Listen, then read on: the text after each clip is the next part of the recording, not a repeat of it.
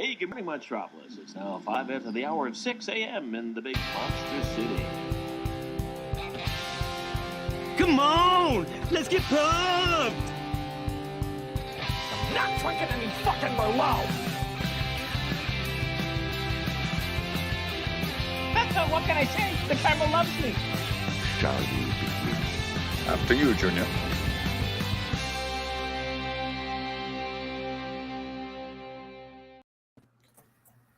Hello, everybody! That was my Kaleb Koho impression. Welcome to the 47th episode of Logged It. Tonight we're talking about something I'm very excited about. Peek behind the curtain. Kaleb Boatman came up with every topic that you are going to hear this month on Logged It. And this is why, because he thinks of things that I wouldn't. I love this idea. Voice, performances, can be animated movies, can be the regular movies, can be the any movies. So very excited about this. Looking forward to it. And we got a great panel of movie enthusiasts, but also, more importantly, sandwich enthusiasts. Brooklyn Vale is here. Brooklyn, how are you today, sir? I'm doing great. It's been a great Canada Day weekend. Gotten out, to do some stuff and then watch some movies. And yeah, voiceover performances are freaking great. I feel like voiceovers were great for actors, especially in the pandemic, because they didn't have to leave their house. They could just record and still make money. Yeah, absolutely. Joseph, you are also here. How are you doing tonight? I'm doing all right. Hopefully I'm hoping to make a list, contribute to the lists by making it diverse, but also good. Fair enough. And as always, Kaleb Boatman is on the show. Kaleb, how are you? I feel like this has been the first time in a while you and I are back on the show together. Maybe that's not true, but it just feels 2 weeks. But it's 2 weeks. I miss you, Tim. I miss you. I need you now. More than words. Tim, do you want me to post the link? It has been posted. Okay, good. I didn't know. So, we're going to get into it right away. So here's what we're going to do. We're going to start off the way that we always start as soon as I find the banners, and that is with our favorite movie that we logged this week. So, Kaleb, why don't you kick us off? What are you talking about for this one? Yeah, so as we all know, yesterday was the 4th of July. So I was like, you know what? Fitting title. I'll watch Born on the 4th of July. So yeah, that was the movie. I had never seen that one. Just phenomenal. Just phenomenal. Probably my favorite film I've seen from Oliver Stone. I think, while I like Platoon, I think really kind of circling in on just one character, Ron Kovic, and just really telling his story, I think improves the film. I think Cruise is just giving such a phenomenal performance. I can't tell if I froze or if he did. Nope, both froze. Okay. Well, then I'll jump in until he comes back. I have not seen this. This is one of the few Tom Cruise movies I haven't seen. I'm actually, I'm just finishing up my Ridley Scott watch for the year, and I've decided that after I'm done with that, I'm going to hit all the Tom Cruise movies I've never seen. So I've already picked up quite a few of them, but Born on the 4th of July is one that I still have to watch. But I'm looking forward to it. I've heard only good things about this. I'm hit or miss with Oliver Stone. I haven't seen a ton of his work, but the ones that I have seen, I'm kind of like, yes, of that. I like Platoon, but everything else I've seen is kind of like, So, Joseph, have you seen this? I have not. Of the Oliver Stone movies I've seen, my favorite one is Platoon. But yeah, I do want to see this though. Okay, Brooklyn, have you seen this? I have not seen this movie, but I do love another movie where Tom Cruise has a role in the military that might have gotten nominated for an Oscar at some point and then lost to Unforgiven. Same. Why can't it what? Do you want answers, Tim? What is the answer? You can't handle the truth. Oh, yeah. Great fucking movie. Holy shit. Yeah. All right. So let's move on. Brooklyn, what's your favorite movie you logged this week? All right. So my favorite movie that I logged this week is a rewatch. I decided to throw it on, and it just hits so much more in rewatch. It's Whiplash. So this is my favorite movie from the 2010s. It's probably gonna stay in like my top 3 or like top 5 all time, just because of the notes that it kind of hits. Seeing a drummer kind of get. I see what you did there. Yeah, or like seeing a musician just kind of like strive for that performance and just the kind of the dedication that it takes. I'm gonna spoil the fuck out of this movie. So if you haven't seen this movie, spoilers in 5, 4, 3, 2, 1. The beginning of this scene, or the beginning of this movie, how it's kind of like a coda to the end, where he does that kind of as that build to the role is really good.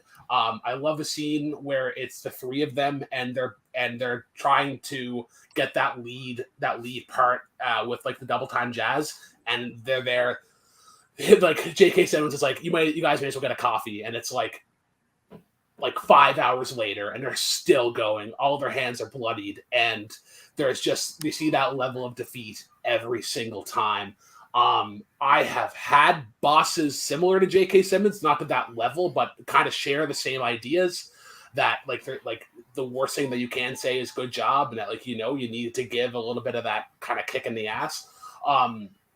It's a very dated way of kind of like coaching and management, but it weirdly works because it makes you like when you get to the end of that movie and you see Miles Teller, like he's finally playing Caravan, and then you see him mouth to JK at one point, like, fuck you. Like everybody wants to do that at some point, and there's something very satisfying.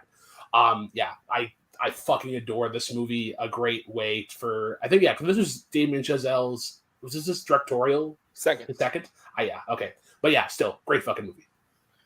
Yeah, this is one of my favorite movies of all time. I don't have any shame saying it. I think this was one of those movies. This was in the time where I was watching literally everything that came out. I still do that now, but not to the extent I was in 2014, where I saw everything. And this was one of those where I knew nothing about. I literally had no idea it was even about a drummer. I was seriously like, I heard somebody on something say Whiplash was good. And when I all of a sudden saw a movie called Whiplash playing at the theater, I was like, guess I'm going to see this. And little did I know, and this was before I was a drummer too, so I wasn't even playing the drums yet. But I was just instantly like in love with this movie. Like obviously J.K. Simmons is fantastic, but fucking Miles Teller is so good in this movie. And am I crazy, or is Paul, what's his face, his dad? Reiser. Paul Reiser, fucking Stranger Things and Aliens and shit. And Aliens. Yeah, and Aliens and shit. Yeah, no, he's great. I love him as the dad in this movie too. I'm terrible. Chloe something, is that her name? Who's his kind of like girlfriend, Supergirl. The actress? Yeah. I can't think of her name, but I like her and her small part too. And I think Brooklyn's right, where like when I think of movies that like create just like a visceral emotional reaction out of me, like this is one of them. And I have no shame. I think the last 10 minutes of this movie could possibly be the best ending to a movie of all time. Like I straight up think the last 10 minutes might be the best ending to any movie ever, because it delivers on every single front. And when Brooklyn's already spoiling shit, but when you get to the end and they go out and like they have that meeting, or they like talk at that bar or whatever, and he literally says like, oh yeah, you should come play. We're gonna play some of the hits, Caravan, like blah blah blah, whatever. And then he gets there, and JK is like, we're going to take you back to old time with swinging something. And he's up swinging, yeah.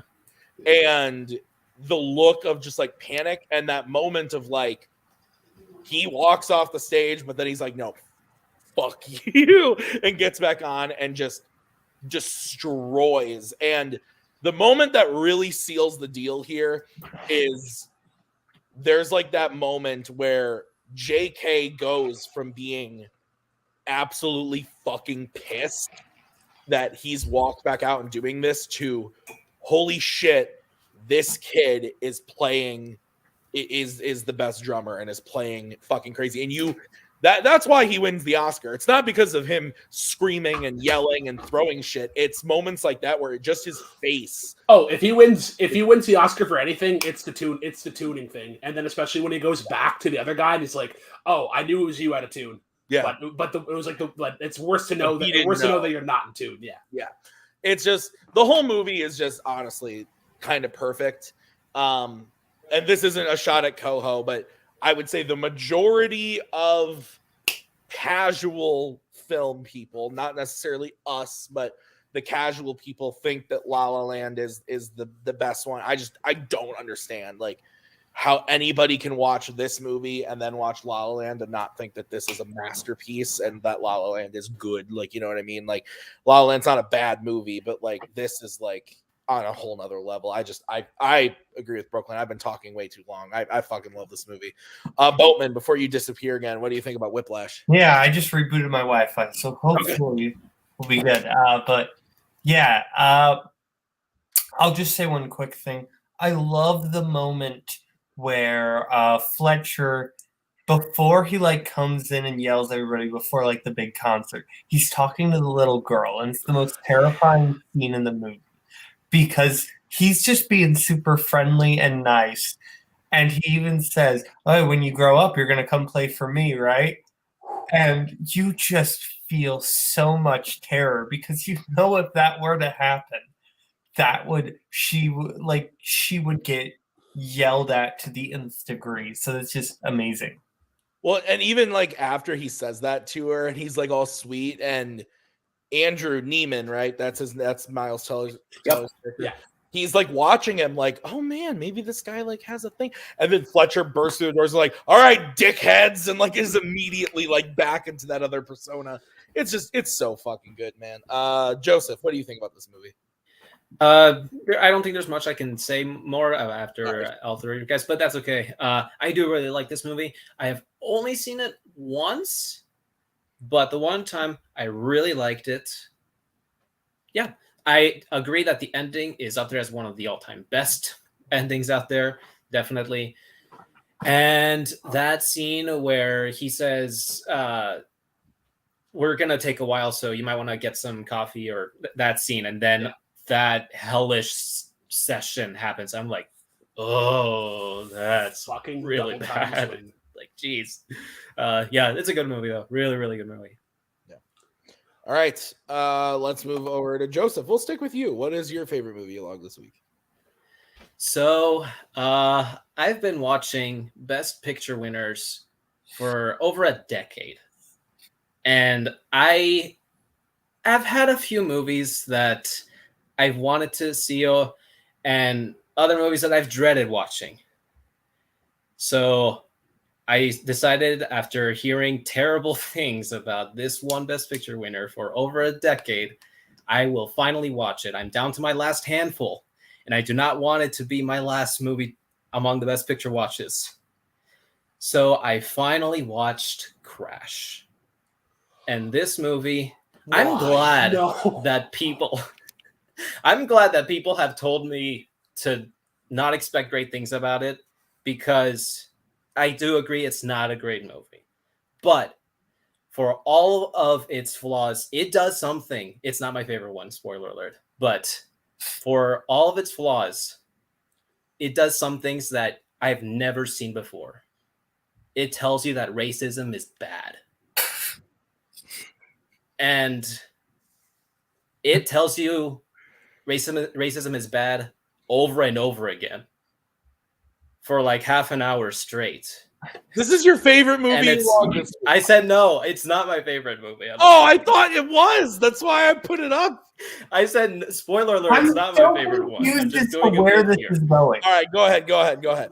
But it hits you over the head that racism is bad so much that I needed something to balance it out. Okay. So after watching Crash, what? If you need to balance out racism is bad, I'm scared about what you watch. All right, what? So racism is bad. So I watched another Best Picture winner afterwards, Rain Man. Finally able to cross that off my Best Picture list. I'm down to 3 now. Oh, but yes, Rain Man. This movie is so charming. Dustin Hoffman as Raymond Babbitt has the most endearing way of saying "yeah" or "uh-oh" and "definitely," and it. Oh my gosh! Also, Tom Cruise is way more of a douchebag than I expected in this movie, and I was like, "Jeez, oh my gosh!" But their scenes together with their discovering each other because they did not know that. Charlie didn't know that he had a brother, and then the ongoing friendship and family bond that they grow through the movie is very moving. And I needed to have hopefully a good Best Picture winner to watch, and yes, I did. That was quite the journey we just went. I will say, I really like this movie. I haven't seen it in a long time. I saw it in middle school, high school, really enjoyed it. Haven't seen it since, but I did just buy the Blu-ray because, like I said earlier, I'm going on a Tom Cruise kick this year. I love the man, not for certain views, but for the films that he's in, I think are most of the time fantastic. And so I will be giving this one a rewatch. Maggie's never seen it. Hoffman's incredible in it, but I think Tom Cruise is great as well. I just think it's a great journey and a great story, and I think both characters, like, it's just one of those movies where you just like feel good by the end. Like it's sweet, and it's kind of like a what's the word I'm looking for? Like it's just, I guess, sweet. Yeah, I guess that's the good word. I really enjoy it, but I haven't seen it in a long time, so. If you're still saying that it's still good, then my memory of it must be correct. But like I said, I'll give it a rewatch very soon as I go through the Tom Cruise journey. So 2 Tom Cruise movies so far. Boatman, your take on Rain Man? Yeah, no, I really like Rain Man. I think this is just a great road trip movie on top of all the, yes, does it cover social things? Yes, but I think just at its core, it's a road trip movie between 2 brothers. And I really like that. I think Hoffman is great. Is that me or is it him? No, it's Boatman again. Yeah. Oh, no. Hey, well, Brooklyn, have you seen Rain Man? I have not seen Rain Man, but Joseph talked enough about Crash that I should probably talk about Crash, because I have seen Crash. I paid $17 to rent Crash for a debate against Cody that I ended up losing. So, fuck you, Cody, for making me choose Crash to think that I could win a point off of you. But yeah, Rain Man, I would love to see it because I know it has like a blackjack scene. And that'd be like a favorite. That'd be a favorite like logged it sub list of like movies that accurately depict casino life. But yeah, I like that. I'm sorry, Brooklyn. All right, so let's move on to my pick, which I'm between 2. I think I'm going to go with the. We've talked about it on this show, but I think we have at least as I'm typing it out. So I'm going to go with a rewatch as soon as I can get it up. Oh. Do you want to come say something? Is that what you're trying to do? You can come on. You can come say Listen, something. I don't know how you do a show with a person that can't commit to being on the whole time. His internet sucks. And I'm going to be honest with you. As a person, I don't normally get Tuesdays off. I wasn't invited to this show, which was the disrespect. But second, you made a post? I don't. I'm Cody. I don't answer posts. Be on. Welcome. I get invited. I don't ask to be on. Okay, that's how this works. Anyways, but I've never had a journey to tell me that racism was bad, followed by the all-white movie with no racism whatsoever. It's crazy. But yeah. Feel free to stick around, buddy. I'd love to have you if you want to. We're gonna get what into even is the topic. What's that? Animated voice roles. Not even animated, just voiceover performances. Oh, Or yeah, voiceover roles. sure. If you want me on, I'll be here. If not, I'll leave. I don't care. With Boatman, who knows what's going on with Boat?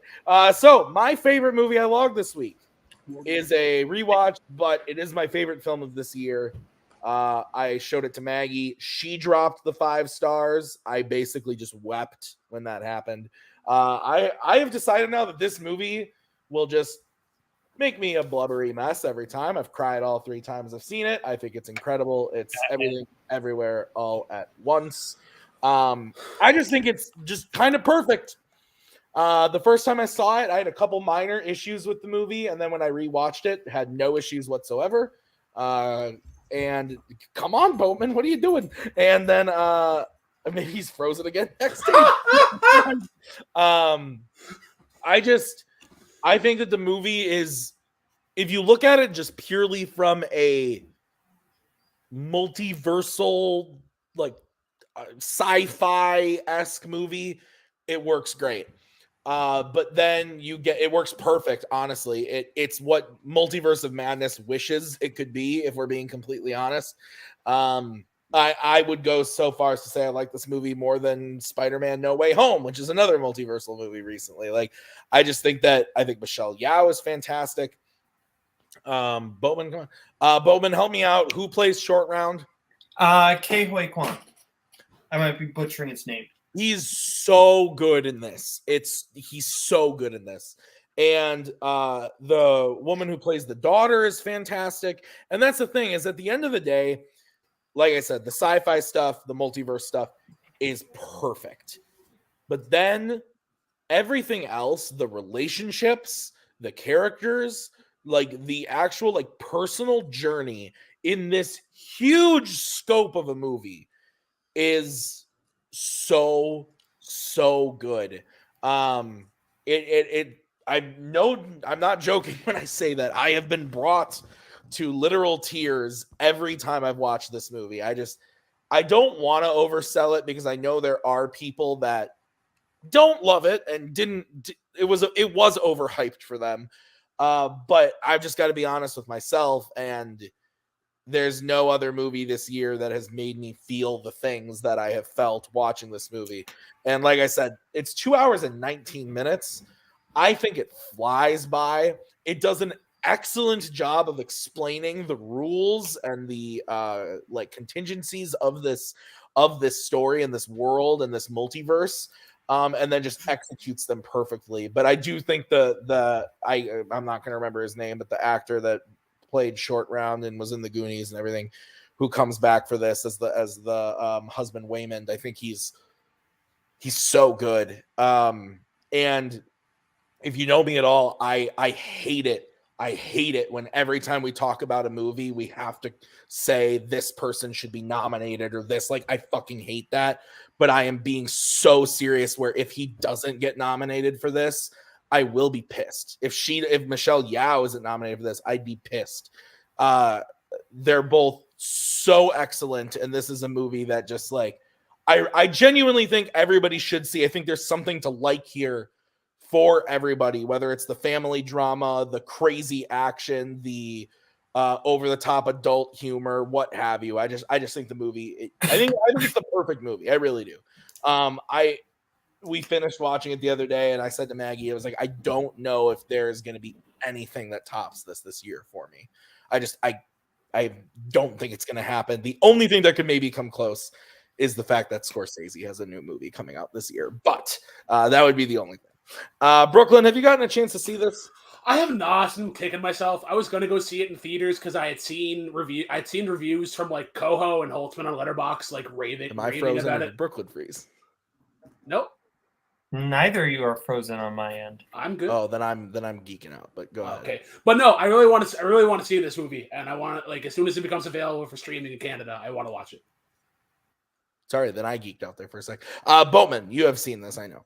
Yeah, let's hope that I'm able to talk about it.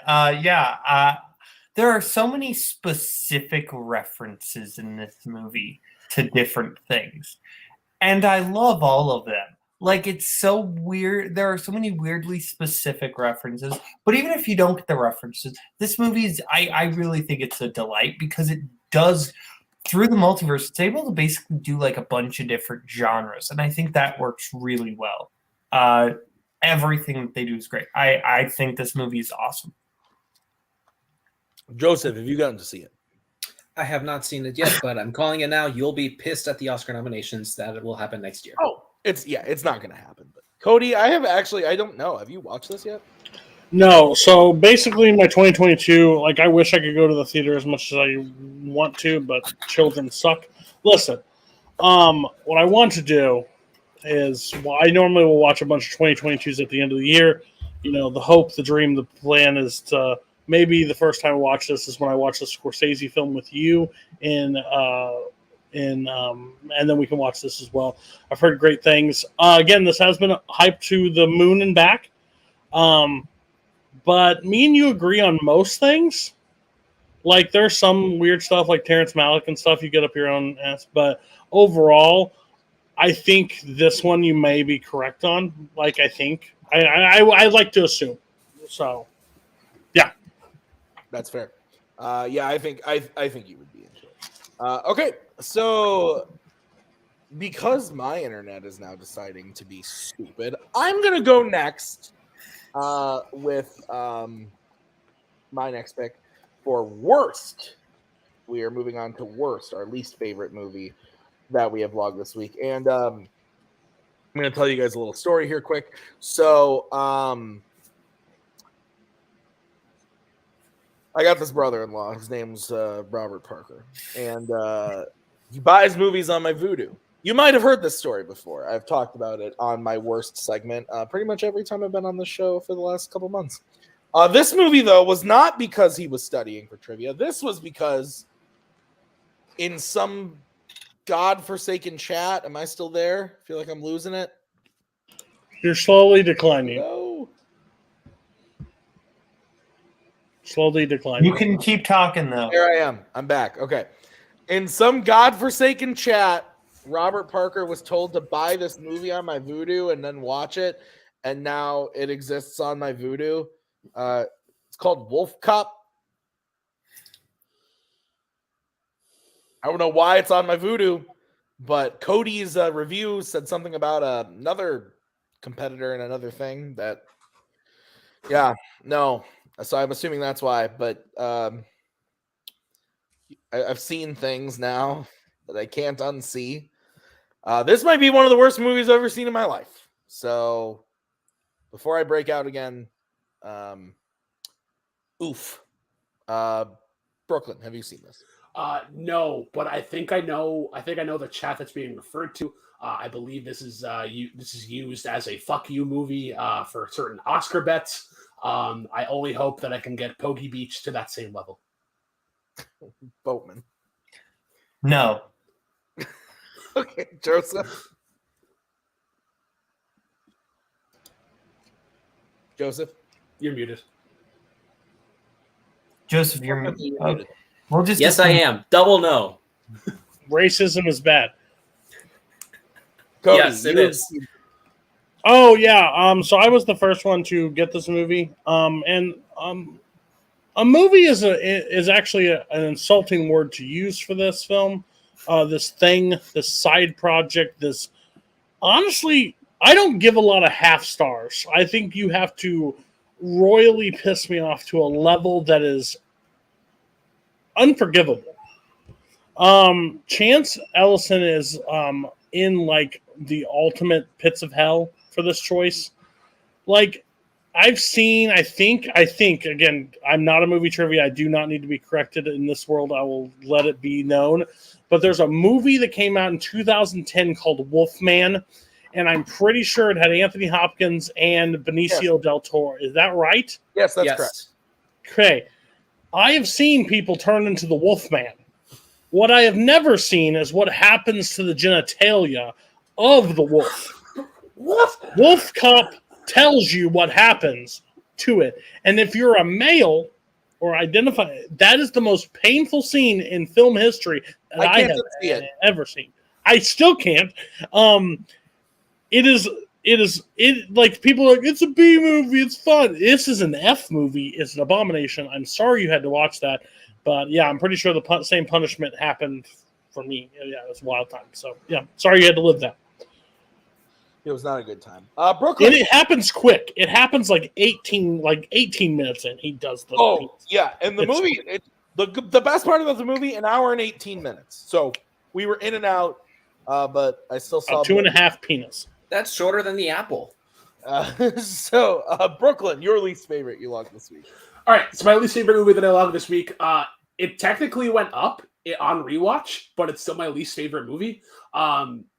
It's Doctor Strange in the Multiverse of Madness. So what I don't like about this movie, I think this is like the first Feige kind of fuck up. Because in like this movie alone is great. Like as a Sam Raimi movie is it's great.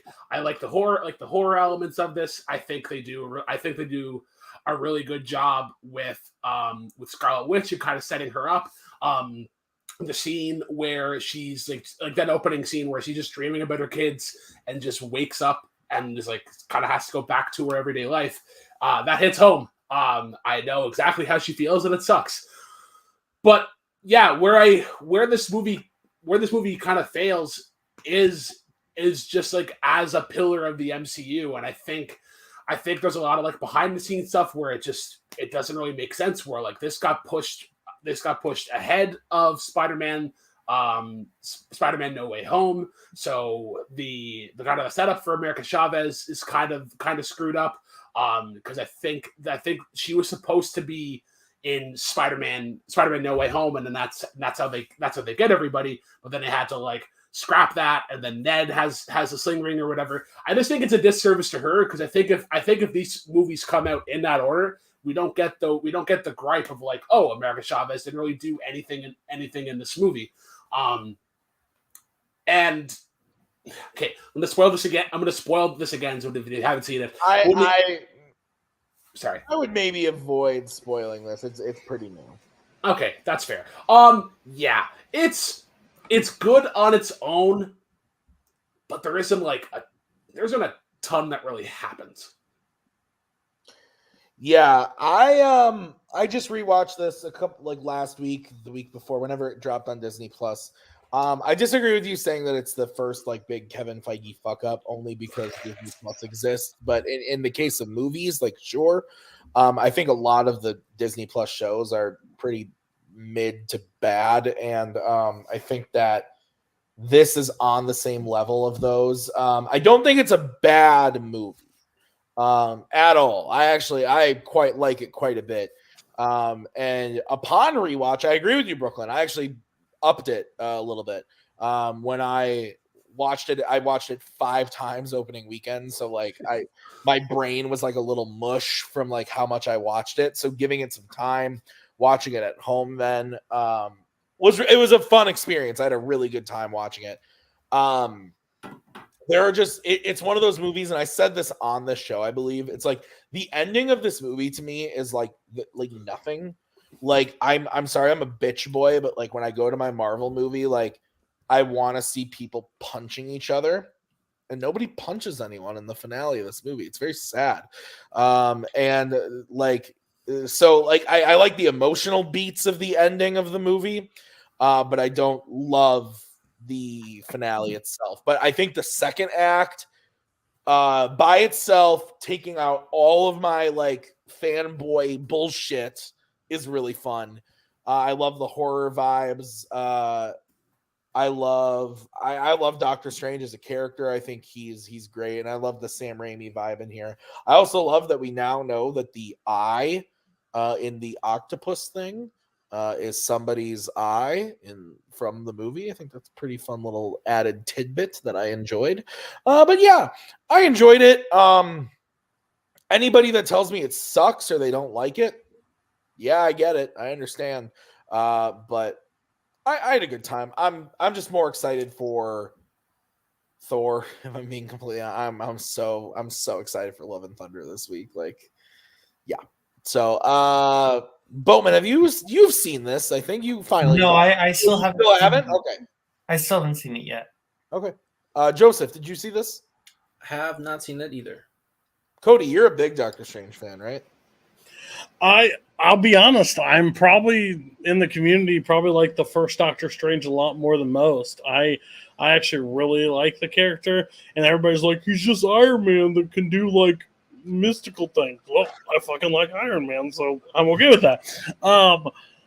This movie when I left it, it was like I was justifying like an ex-girlfriend that I dated. Like, well, she wasn't so bad in these areas, and we had fun here, and we did the stuff here. Like, but at the end of the day, I don't love the film. Like, I'm not running back to it at this point, but I think that's not a bad thing overall. Because like I think overall, if I had to be honest, I think Marvel since then has faltered a little bit in their movies. I don't love most of the new ones that we've gotten. Like, I'm not in love with Black Widow. I'm not in love with Shang-Chi. I'm not in love with it. I hated in Turtles. So there's like, And No Way Home. Yeah. Well, no. No Way Home is my child. So I love that. That's my childhood. That doesn't have anything to do with the MCU to me. But I think it's just hard because we're off such a fatigue at this point. I think we're all fatigued. I think, honestly, if you want to be true, I don't think it's the movie's bad. I think the marketing was terrible. I think the marketing screwed this movie up. I think it presented something that we were never going to actually get and stuff, and people thought it was going to be the same like effect of. The reason Spider-Man works is because it brings characters that we know to the forefront, and we understand, and we have a connection to either Garfield was your Spider-Man or Toby was your Spider-Man. Everybody has the Spider-Man. No one has that with Strange at this point, so it doesn't have the same link or love that you need to have. The only thing this movie made me wonder and worried about is the future of the MCU. I think they made a lot of weird choices, a lot of weird things with character development, a lot of stuff when they bring them in, like the stuff. I'm just interested. But again, I mean, look at Feige's success rate as the MCU. There's no franchise that has ever even come close to what he's been able to do. So at this point, you're allowed a few like mess ups. It just happens. Like, and there's still people walking around. The Batman's a great movie. They're blinded too. Like, there's just blind people out there. Like, overall, when you like something, you're in love with it. There's going to be the fanboys that tell you it's amazing, but at the end of the day, you got to tell the truth to yourself. It's not maybe as great as it is. Not things are going to live up to Infinity War Endgame. Like, those were 22 movies living to and embody. It's just hard to match that anymore. I think Nick said it really well. I think he said it in a recent fandom match. It might not have aired yet, so but he was talking and he said, I wasn't even there. I was watching it during the edit, and he said that Multiverse of Madness is this phase's Iron Man 2, where the movie isn't great, but there's some really fun stuff in it. And I think that is a really good comparison. We're like, That's a great comparison. Iron Man 2 is not a good movie. I watched my point. Rockwell is so much fun. Tony Stark himself is great. And I think that's a really good comparison. So I think that's kind of where we're at. But we're no mic. What? I just want my point. I just want my point. Oh, you're Jesus. He's Koho from 2 years ago, pulling the mic close to his mouth so we can all blow our eardrums out. All right. Boatman, we're on to you. Your least favorite movie along this week. I technically speaking didn't watch it this week, but I logged it this week, so it counts. I'm going with a film from 1970. This is a film starring Barbara Streisand and George Segal. It is called The Owl and the Pussycat. The whole premise of this movie is that Barbara Streisand is annoying. Isn't that funny? Isn't that funny? It's Barbara Streisand being very, very annoying and George Segal getting annoyed with her. And that's the movie until then he's not annoyed with her and they end up together. Spoiler alert for all you Owl and the Pussycat fans out there. Anyway. Yeah.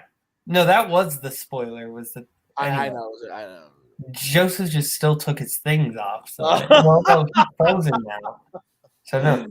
Anyway, the movie bad. I can't even really say much about it other than it's just really annoying. I haven't seen it. Brooklyn. When you first said the title, I thought you were talking about like the story that Tweedledee and Tweedledum tell in Alice in Wonderland, but I realized that was The Walrus and the Carpenter, and now I want to see a movie called The Walrus and the Carpenter. The Owl and the Pussycat just sounds like a weird combination. Yeah, nope, not for me. Joseph. I have not seen it. Cody. Titles mean a whole lot when I pick out movies. Same reason I haven't watched Shampoo yet. Just think it's a terrible title. This is one that would definitely hit the radar. No, thank you. Oh, all right, Joseph. We're on to you. Your least favorite movie log this week. Speaking of things I've been dreading to do this year, I've been doing the video store challenge for 2022, and one of the challenges that you have to do is rewatch a movie that you previously gave 2 stars or lower. And I picked this one out of my rated movies 2 stars or lower because challenges. Sorry, that's one of the challenges. Yeah, to rewatch a movie you gave 2 stars or lower. Yes. Yeah. I don't remember that one, but sure, go ahead. Yeah. So I wanted to pick a movie that I don't remember hating myself watching. Because it's one thing to rewatch a movie that you think that you hate, or a movie that you just maybe bored by. Like, I remember being bored by this movie, so I went with it because I also like the director, John McTiernan, and I also like I haven't read anything from Michael Crichton, but I like Jurassic Park. The 13th Warrior is kind of boring. 1999's The 13th Warrior. The worst part about this movie is that it thinks that it's epic. It thinks that because Jerry Goldsmith is scoring this movie, that it's one of the monumental sword and sandals, swashbuckling type of medieval films of its year. And Jerry Goldsmith really in the year 1999 was really doing some heavy lifting on scoring movies. First was The Mummy, and then this movie. And then, I don't know, I'm just so bored by it. It's kind of like, it introduces different plot elements for Antonio Banderas' character to try to rise up to the occasion in fighting against these terrible demon-like beings that are attacking a village, and I'm never satisfied with it, with how the movie plays out. I feel like some of the battles are kind of underwhelming. It also feels weirdly too short. I feel like the whole story is super underdeveloped. It's only it's 103 minutes, an hour and 43 minutes long. I feel like it's just too short to make any sort of impact that it wants to make. So it's not as bad as I remember, because I'm already numb to the idea of this not being very great. But what still disappoints me is that there's a track that I like listening to it a lot that Jerry Goldsmith composed. It's called Valhalla. They butcher up my favorite part from that track in the movie. That's annoying to me. But yeah, that's my least favorite movie I logged this past week. So full transparency, I just looked at my video store challenge list. This one was the third one I did. I did it back in January. Oh, it was Scream 3 is what I picked for this one. So definitely why I forgot about this one being one of the challenges. Brooklyn. Oh, I haven't seen the 13th Warrior. Fuck that shit. That sounds terrible. How far are you in your video store challenge, Tim? I believe. Let me look. Because I have it up. I think I'm on 2. So there is how many challenges? There is 61. There's 61. There's 61 challenges, and I have 52 movies in the list. So I have 9 left. So I haven't seen this shit. This sounds terrible. Brooklyn, have you have this? Have not seen this. Nope. Boatman, you've seen a lot of movies. Yeah, I have. Have not seen this. I never had to play Brian, so we never used John McTiernan. That's Fair. David for Jerry Goldsmith 90s. That's true, but like Brian also would use John McTiernan all the time. That's true as well. Does that matter? Okay. What was this? Have I seen the 13th War? No, but when he said it, I thought this movie was going to be 2 hours and 42 minutes long. I am surprised it's 103 minutes. 13th Warrior sounds like the most epic war movie that's ever existed, and it's definitely not. So that's crazy. And no, I haven't seen it. I have no desire. I've never even heard of this. So. Oh, and Tim, this was the movie that you heard me, you and Brooklyn. Your player, yeah. Okay, Cody, do you have a least favorite movie you want to talk about? I mean, sure. So I'm doing this lovely thing. So I want to preface. Can I cuss? Absolutely. Okay. So there's this bitch that lives in this community. His name is Kaleb Koho. I consider him a friend, but he's a bitch.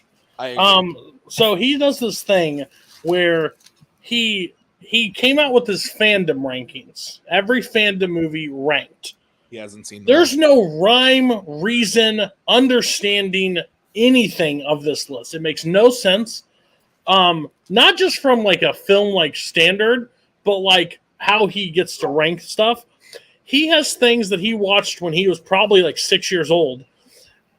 And then he has something that he watched at 2 times speed ranked higher. So I said, I can't live with this. I have to do this. So I'm going I'm going by release order. I'm going basically Tim's letterbox. 443 movies. It'll probably be like 450 by the end of the year. I'm going to eat by release order. So I've watched a lot of fandom films. Right now, as we sit here tonight, I have watched 35 of my list since I started this, a week and a half ago, 2 weeks, whatever. Seen 35. I could talk about Beneath the Planet of the Apes or Batman 66. Listen, your nostalgia classics, that's hot garbage. Stop it. That thing is terrible. Or I could talk about 2 Hour Fantasia that I wanted to literally smack myself in the face with a bat. But I'm going to talk about a movie that I was passed off as something that it just wasn't true. So my favorite movie I would have talked about was Mary Poppins. I think Mary Poppins is one of those movies that we do not deserve in this world. I think it's just pure joy and happiness, and it's crazy. Then there's a movie that came along in the 70s with the same exact team and put out Bedknobs and Broomsticks. Now, I want to apologize to the runners of Fandom Fights because I would sit there and be like, guys, you're doing live action. Where's Bedknobs and Broomsticks? Where's Bedknobs and Broomsticks? I'll tell you where Bedknobs and Broomsticks needs to belong. In the garbage. This movie is terrible. There's a football scene, yes, I'll use the soccer term, that lasts so long, and it's supposed to be funny. It is miserable. Portobello Road is a song that they sing, and I was just told last night that in the director's cut, it is longer, and I already thought the song was way too long. Mr. Banks deserves better. The animation deserves better. Angela Lansbury deserves better. This movie, I tried to put this into terms, and people don't understand this, but if you've ever went to Walmart and bought the Great Value version of Pop-Tarts instead of normal Pop-Tarts, this was the version of Mary Poppins.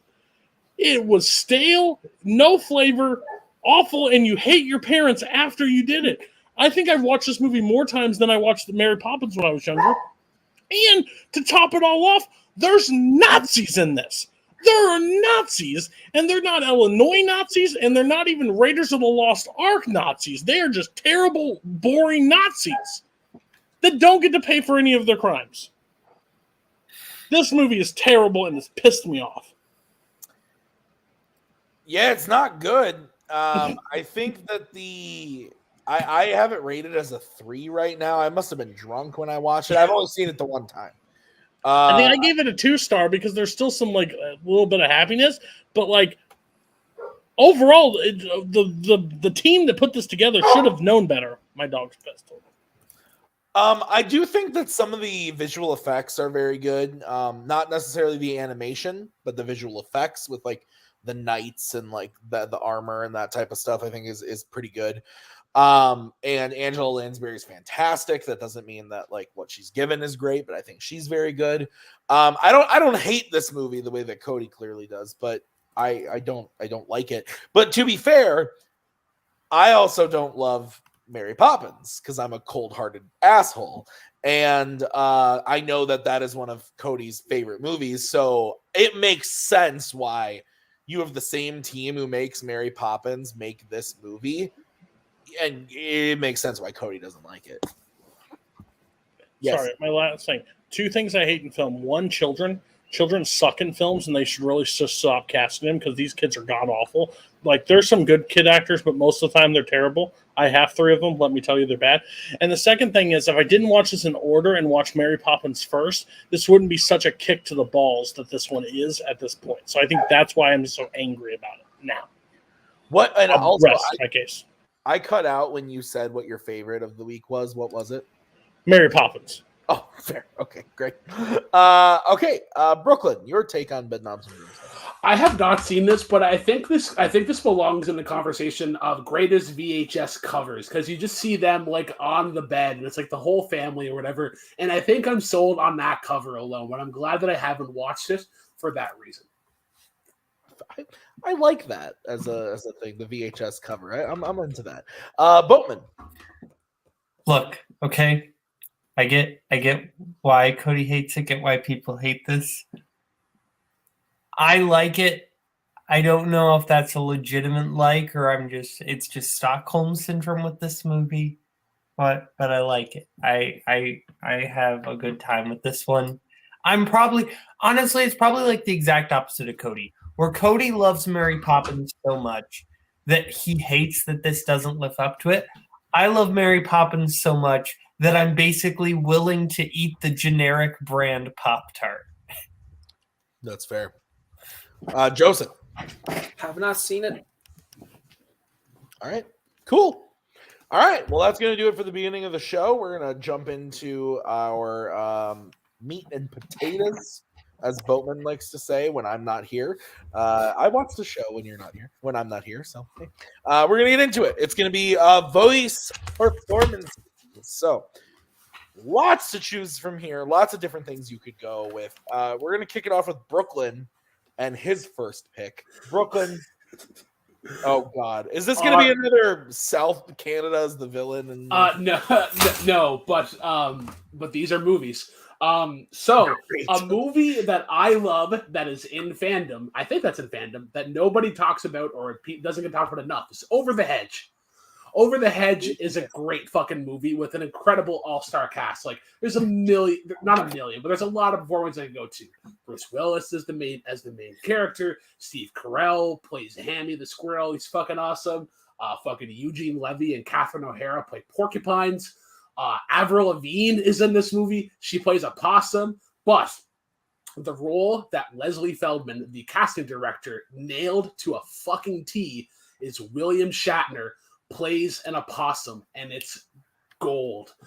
It's just perfect where it's like an opossum is kind of, the whole thing is about playing dead, and William Shatner is just such an overdramatic actor. Everybody has their impression of him, but it just so fucking great.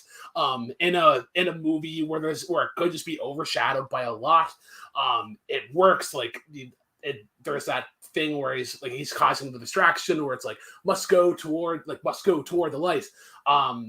But there's also like they kind of take some time to have that relationship with him and Avril Lavigne. I didn't really know that I wanted that, but I kind of do.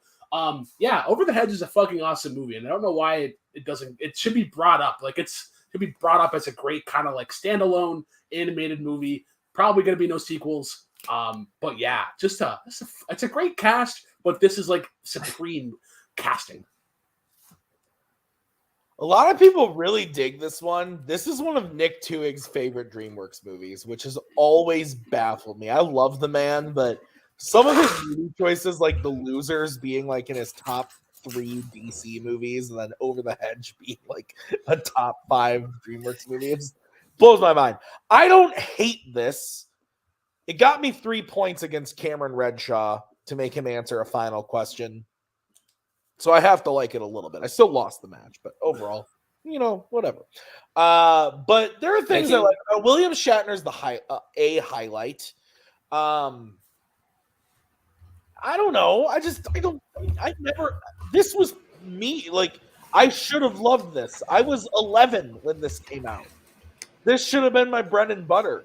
But I was more occupied with like rewatching The Incredibles for the 700th time, and that was also me though. I think the SpongeBob movie was on TV that day that this came out, and I probably watched that. So I don't know. I don't hate it. Like when I rewatch it for fandom, I don't hate my time.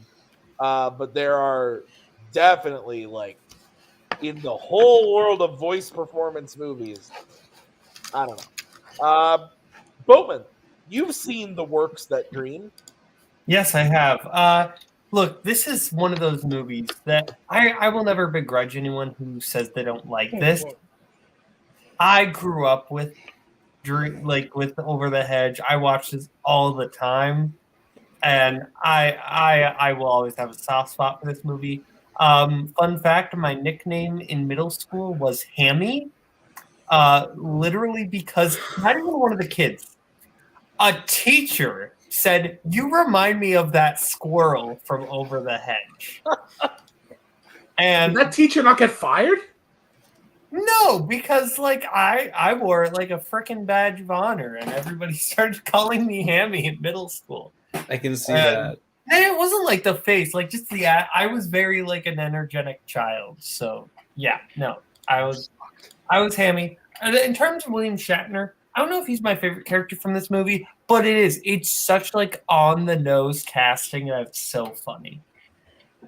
That PS2 video game was pretty good, though, I will say. Joseph. I haven't seen this movie since I was a kid. I enjoyed it as a kid. I don't know if I would like it as much now that I'm older, but William Shatner is eating up the scenery, chewing up the scenery to a T with that one scene that I don't know if people care about spoilers, but that one scene where he's people want the answers to fandom. You can go ahead and spoil. That scene where he's faking his death in front of all the kids is really, really great. And yeah, in retrospect, when I look at the cast for this, wow, it is stacked. Like it's way more than I expected. Nick Nolte as the bear. Wow. Oh yeah, that's nuts. That's also talk about also perfect casting. Cody, you're gonna watch this soon. I love the sound bites that Joseph has tonight, like the spoilers on Over the Hedge. Yeah, listen, this is why we have Brooklyn on the call. Like, keep us on our toes, do things. There's not a chance in hell this would have ever brought this up. My kids were watching it the other day, and I heard from the background 3 days, and I was like, "Is Nick Nolte in this movie? That should have been your pick." That's the person I wish was my father. Yeah, great. This movie, I saw the animation and everything. I understand the hammy stuff because, look at him. But yeah, interesting choice. Would never have made mine. I thought I was going to suck on this because I didn't prep or anything, and then William Shatner, and I was like, I'll be fine. All right, I'll go next. So. I could Boatman. I wonder. So here's the thing: there's the Tim obvious choice. You get two. I have two Tim obvious choices. I don't know, like, if I should go against the grain or not. Like, one Tim obvious choice. No. Here's the thing: I'm not gonna go next. I'm gonna see if someone else takes it. So Boatman, we're gonna go to you actually. Okay. Well. I'm gonna take my non-obvious choice. You know what? I'll take my non-obvious choice first. I'm taking Scarlett Johansson in Her. I thought that was gonna come up. Yeah, and we know how Cody feels about this pick. But anyway, and Kirk. I do think this is a really good performance. I think that in terms of voice performances, she adds a lot to this character. I think it helps that she has Joaquin Phoenix to play off of. I will absolutely back that up. But I do think ScarJo does add so much because the way as the film goes on, you can kind of tell that her voice goes from being more computerized to having more kind of a fuller emotion into it, and I think that's really fascinating. I think that it really just gives like a full-on character to someone who we never actually see, and I think that's fascinating. I know that this was brought up as like on somebody's like best performances. Was it seems like something Koho would do. Was it Koho? Mm-hmm. I remember watching it when it happened, but I couldn't remember if it was Koho or not. I love this movie. I genuinely do. I think this is a great film. I like ScarJo in it. I like Joaquin Phoenix a lot more. But I think this is a great fucking movie. I haven't seen it in a really long time. I think the last time I watched it was maybe 2015. So I definitely owe this one a rewatch. But that being said, like, the people that are like, she should have been nominated for an Oscar for her voice, like cool your jets. She's great. I love the pick because I figured it was going to come up. Like, it wasn't one that I would have picked, but I'm happy it's brought up because I do love the movie. I think it's fucking awesome. But yeah, just not. I don't consider it like one of the all-time performances, and it's not because it's just like her voice or anything. There's other stuff. I think Joaquin is by far the standout in the movie, but it's a great pick for this topic. Absolutely. Brooklyn. I haven't seen this movie, but I can already like hear her voice, like just from like the clips and stuff. And yeah, a nice out of the box picks. And I love that kind of thinking for these kind of shows. Joseph. Haven't seen it yet. Oh, that's surprising. Cody. Hey, ScarJo. Read this. Slow it at the beginning and then sound like yourself at the end. What are we doing here? No, not a chance. Like, there's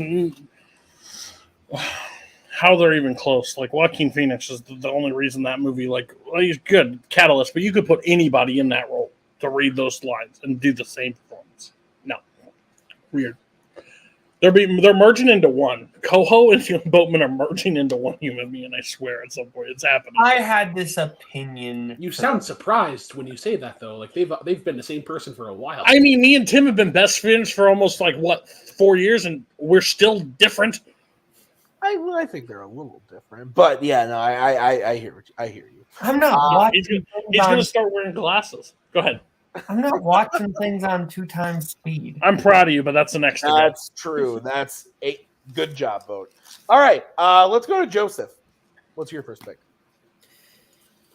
So I'm in a similar predicament. Do I go with an obvious one or do I go with the non-conventional one? And Boatman was not.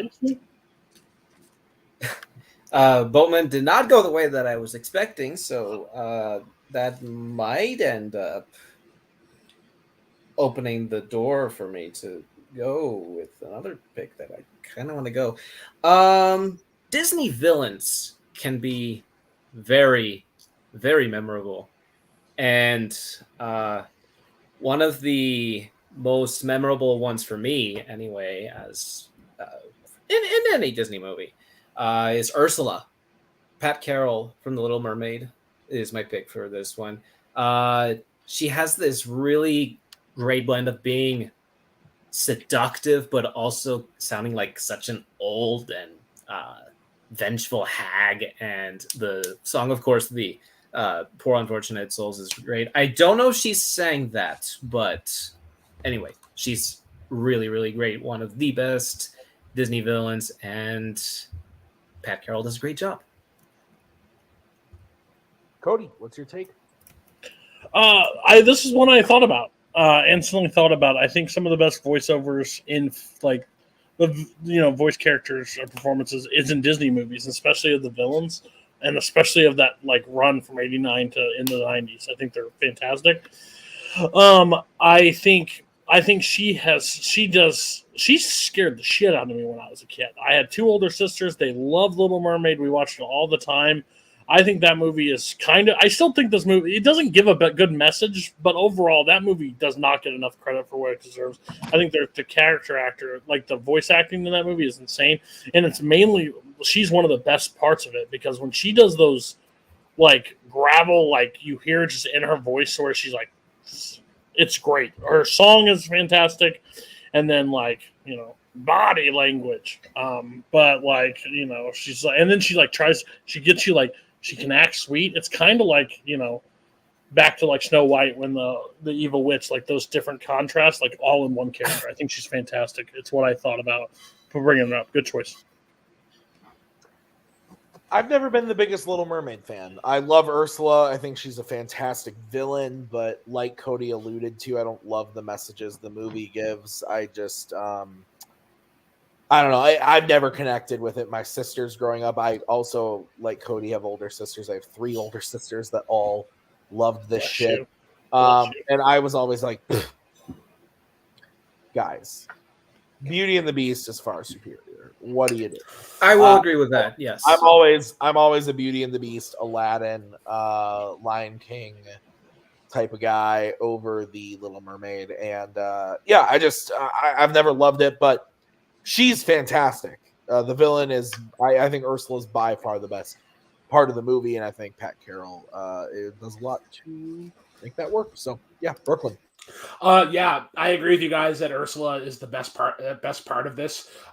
She kind of reminds me of like how somebody would perform Megatron. Like it's very low and brooding, but there's something that kind of like wants to pull you in, or there's something like she's trying to like Joseph said, like trying to seduce you. I think what kills Little Mermaid is the songs. Their songs aren't that great. Part of Your World is not like a super duper like I Want song, and then Under the Sea is fun on steel drums, and then that's about it. Wow. Can I come back in? No, you had your time. Oh my god! I don't get to decide that, but that is such a trash take that I've ever heard in my life. That is one of the most garbage takes. I don't love that movie, but Part of Your World is a top tier Disney. The only thing that the song is what works in that movie. The movie does not work. The songs are what makes that movie better. Like the only song that everybody loves from that movie that I don't love is "Kiss the Girl." Oh, so good. But Part of Your World and Under the Sea are fucking slap. Under the Sea is so good. Boatman, you continue this. Yeah, no, I think that Pat Carroll does a fantastic job. The way she performs "Poor Unfortunate Souls," I wouldn't even say this. I don't find myself actively listening to "Poor Unfortunate Souls" all that often, but I can't deny the performance on the song is just phenomenal. Okay. I looked it up because I wasn't sure about it, but yes, Pat Carroll does sing the Poor Unfortunate Souls for the movie. So yes. Cody, go ahead. Do you have a pick? Oh, I really want to just pick Sebastian.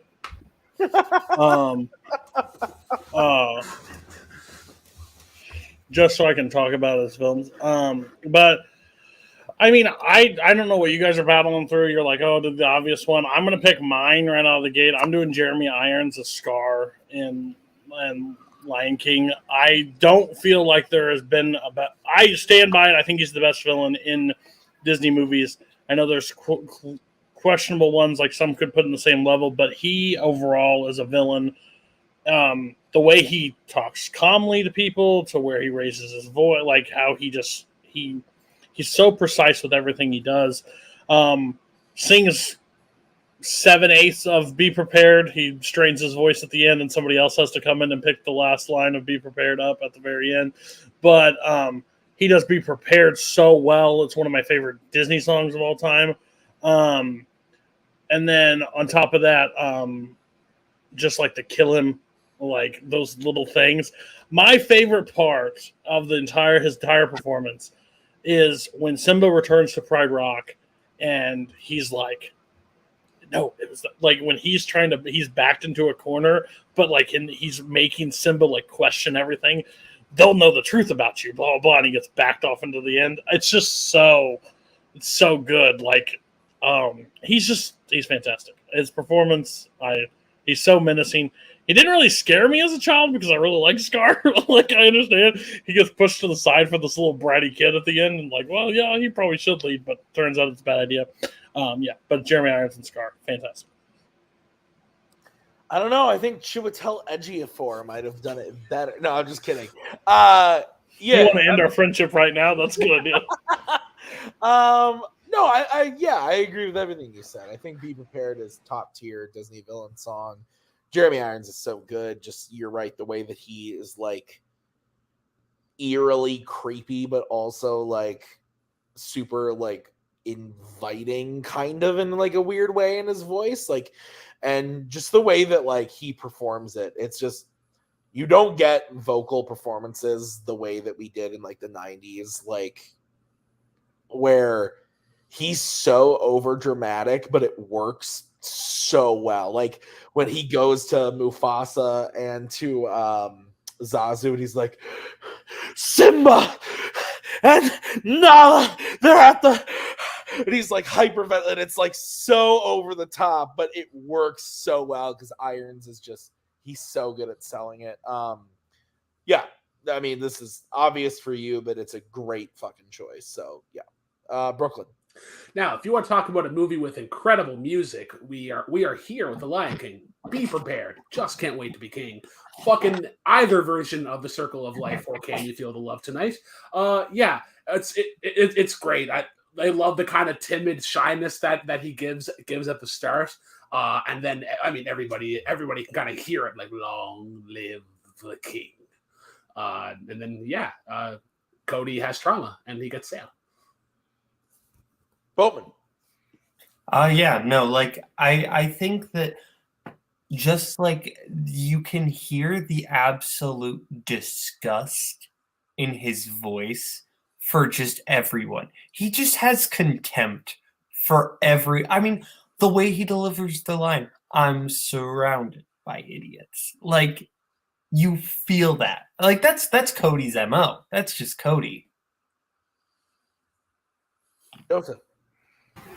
Oh, no, Zazu, you made me lose my lunch. Yeah, I love this movie. I love Jeremy Irons. I considered also James Earl Jones as well, because they both own their roles to a T, and it's incredible. Yeah, I love it. Great pick. All right. So I don't know if I'm going to be bending the rules or not, but I consider this a voice performance. The person is not seen on screen, and it is their voice coming out of a computer-generated image. It might have been motion capture, but I think it counts. And I think I'm going to start. We are traveling to the world of Middle-earth. I'm sorry, we do it every time.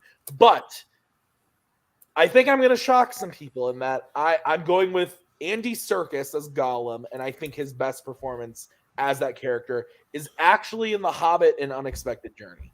I love The Lord of the Rings. That trilogy is, I've talked about it endlessly on this show and every other program, to the point where every fandom video, it's my favorite. It's Middle-earth. But this movie, I think, is actually Andy's best performance in the role. I think that the technology by the time we get here is so just fucking nuts and incredible, the way that they do the motion capture. I think this is the best Gollum looks, but I just think the Riddles in the Dark sequence, The Hobbit is also my favorite book of all time. I haven't read it in a couple of years, but from 2010 to 2020, I read it every year. And I love the book. It's my favorite part of the book is Riddles in the Dark. And I think it's the one part of these movies that was nailed to the T from where the book was. And I think Andy Serkis crushes it. And obviously part of that is like the motion capture stuff, but his voice so signature to the role. Anytime you hear Gollum and it's not Andy Serkis. It feels weird. I love the Middle Earth Shadow video games, but when Gollum shows up in them and it's not Andy Serkis, it's fucking weird. There's a whole game called Lord of the Rings Gollum that's coming out in September, and I'm scared. I'm gonna buy it because I'm a freak, but I'm scared. And so I just think that he's so excellent. He brings so much to this character. And while there's definitely moments in Two Towers and Return of the King that I think are excellent, he's phenomenal in them.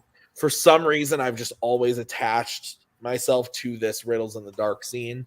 I just think from beginning to end, it's astounding. There's a very specific reason why in that movie we are flashing back and forth between characters and doing stuff, and then when we get to this point we don't cut away from it for 15 minutes because the energy is so high and he is so good in it from beginning to end. I could talk about Middle Earth all day, so I'll shut up, but I do really think that he's great. Big fan.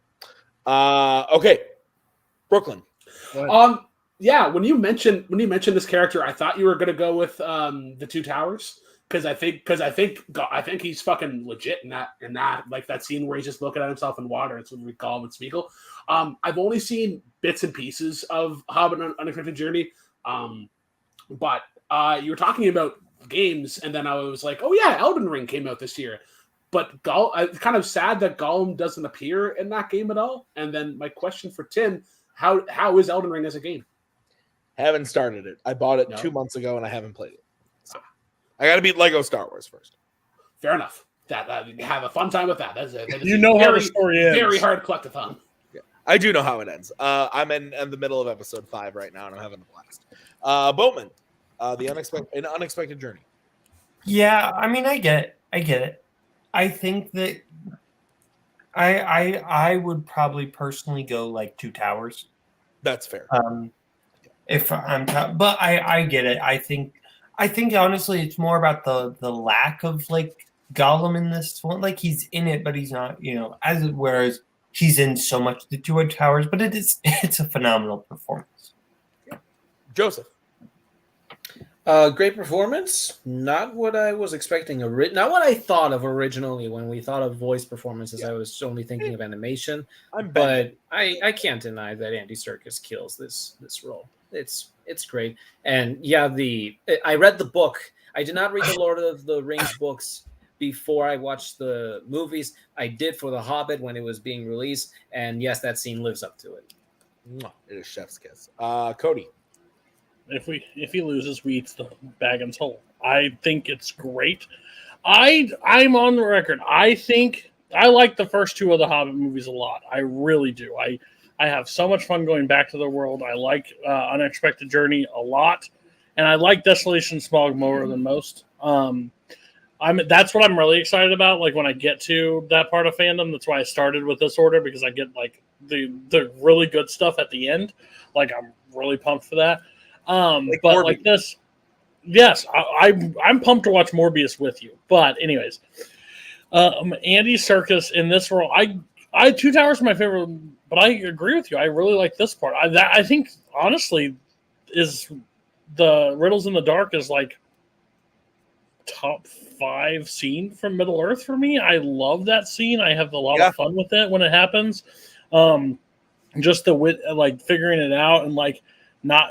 We know him beforehand, but if it was released before, like we don't know like that character at all, and it's kind of a freaky scene, and he's like working his way through it, and he has at that time he has no like real like bravery or whatever built up in him. He's just got to come off the kill. So it's a really nice scene. I really enjoyed that scene. Good choice. I didn't think about it, but also I think Nick's giving you a lot of shit in the chat, which is just unacceptable. Well, of course, I would only expect him to. I should have picked Jared Leto as Morbius when Morbius is all vampire-y. Okay, so we are on to Brooklyn. Brooklyn, what is your next? Ooh, can't wait. All right. I'm so glad that you brought Cody on because my next choice is going to be Studio Ghibli. And I He was didn't gonna bring go, me on. and I was gonna go with him. I was because whenever I was doing my Studio Ghibli watch last year and just going through the cast, like there's so many like great names that they grab just for these English voiceovers or whatever. But I'm gonna go with one that I think that Tim and Cody haven't seen, but I think you guys would really like. So Michael Keaton plays a pig pilot called Porco Rosso. I've seen it. You have? I think it's really okay. I think you'd really like it. There's a lot of things that he does in this that are kind of like. I think if you liked him in Batman, there's kind of similar vibes. He plays this pilot, and it's kind of like set in like it's kind of like a film noir. There's a mystery. It's kind of like if Michael Keaton went to do Batman, or like the Dark Knight Returns, because he's helping out a little redhead girl as well, and this kind of similar to the Robin in that comic run. But I think he's just giving the right amount of like charisma and charm, and like there's like even his chuckle. I think it works kind of perfectly with this. This is also in a time frame where I don't think we knew where Michael Keaton was or like what he was doing acting wise. Kind of just fell off a cliff, and then he showed up in Jack Frost or whatever that one where he played a snow. I should have done that as a voiceover because technically he isn't in the movie. He just provides his voice. He is in the movie in the first part. He dies. Oh shit! Right. Oops. Well, but yeah, Porco Rosso is really fun. It's a really fun adventure movie. I think Studio Ghibli always hits the scope really well, but I think it's another instance of just kind of perfect casting. And he gets to kind of do the old man tendencies now, where we see like retired actors coming back to do these like action-y kind of things. I feel like he kind of gets to get a glimpse of that early on in this. Boatman, what's your take? I like Porco Rosso, so I like this performance. I think Keaton actually brings a whole lot to the character, and I'd say that the movie would not work as well without Keaton. I actually think because he has kind of exactly what you need, where just the right amount of like grumpy cynicism without going too far to the point where the character is annoying, because he's still just charming enough because it's Michael Keaton, and he still has like the quest for fun where he's still like enjoying himself, and I think he finds that perfect balance. Joseph, what about you? I was a bit on the fence of Studio Ghibli movies, not because I don't like them, but I was thinking I haven't seen all of them with their original voice actors. I don't know. I was uncertain about picking which side to pick if I were to use any of them for this episode, because on the other hand, I know that some versions in the original Japanese version would be better over the dubbed versions, but I don't know. I wasn't sure. But I was on the fence on that, but I like it. I like Michael Keaton as Porco Rosso. I think I saw it in dubbed. I can't remember anymore, but it's a good movie. I don't remember enough about the voice performance. Is what I can say, I guess. Cody, you said you saw this. What did you think? Yeah, there's a person from Canada that decided to dump a bunch of shit on us in a teams match. Ain't that fucking Tales from Earthsea, motherfucker? Listen, I'm going to make this real clear for everybody. If you guys want, if you wanted Ghibli in fandom, Brooklyn ruined that chance very badly. Just to let you know. Because let me tell you, me and Tim hated this journey. You guys did well in that round. You can't. The lady of the trash. Just because we did well doesn't mean we had a good time doing it. Correct. I think this was like one of the better ones that I enjoyed. Like of the movies, I had the most fun with this one. My problem with Studio Ghibli is normally this one, I think this is why it's 90 minutes. A lot of them just overstay their welcome. They wait way too effing long about stuff I don't care about. But yeah, I mean, fine. I'm glad you put it on there because, representation. I just think that, like when Paul sees this, he'll be like, this is bullshit. Who watches the English dub? And then we're all like, fuck. So I'm glad that was you and not me. So. Yeah, that's fair. Okay, so, and I haven't seen it, so I have nothing to say. Yeah, we spoiled it. So this was not one that I was required to watch for that match. So I did. Still watch Kiki's Delivery Service. Still have it. Just I got to watch the Witch of the Waste or the Witch of the Trash or whatever the fuck I said. No, it is Witch of the Waste, isn't it? And Witch of the Waste, I believe, but we called her Witch of the Garbage. Oh my god. All right. So we are on to Boatman's next pick. Boatman, what do you got? Yeah, I'll get the obvious one. Robin Williams, Aladdin. Oh. Yeah, I didn't think you were going to go there, but cool. Mm-hmm. Yeah, I mean, in my opinion, the greatest voice performance of all time. I think that he just adds so much to the character. I don't think the movie works as well without the character of the genie, and I don't think the genie is the genie without Robin Williams.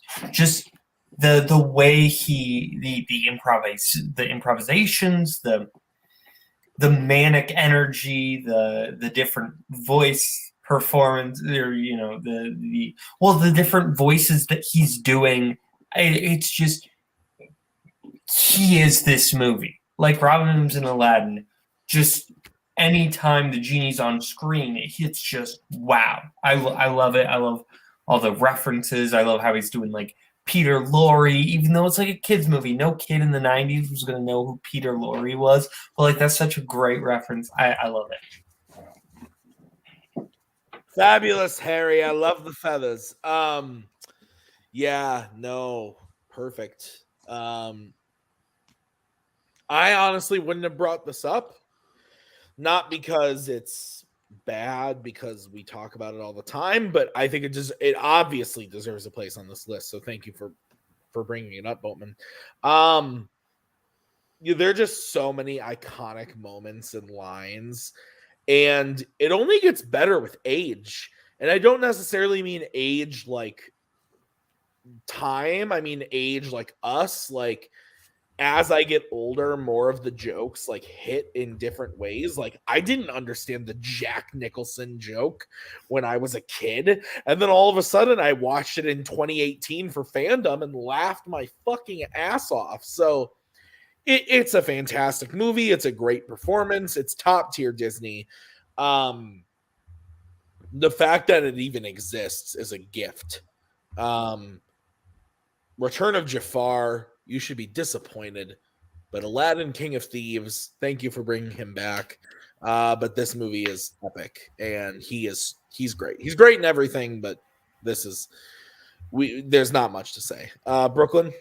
I'm probably gonna misquote it, but I love when he kind of turns into Schwarzenegger, and he's like immense, ultimate power, teeny tiny little space. But yeah, I mean, like a lot of it was kind of built on his ad-libbing and then the script kind of around that. For a second, I almost wanted to talk about Robin Williams and Robots, because I think that's kind of the same thing, but it's more so him kind of playing himself. But yeah, it's like it's been talked to death, and it's great. Joseph?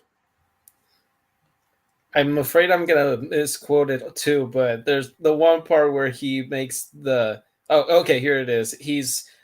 Aladdin tells him that you only have limitations to wishes. I love his reaction afterwards. He's like, excuse me? Are you looking at me? Did you rub my lamp? Did you wake me up? Did you bring me here? And all of a sudden you're walking out on me? I don't think so. Not right now. You're getting your wishes down. I just love that short burst. It's like incredible and it's amazing. Yeah, it's a great movie. I loved it. Cody? Joseph just did a quote that I do in normal day life at work all the time. Did you rub my lamp? Did you bring me here? You're getting your 3 wishes. Robin Williams made me love comedy. Like, at the end of the day, I've talked about it ad nauseum. I think he made me love comedy. He made it, like, me be able to laugh. I still don't believe we have, like, all the footage from the cutting room floor of what he's did on this movie, because I think he probably just ad-libbed for days and days. Oh, God, yeah.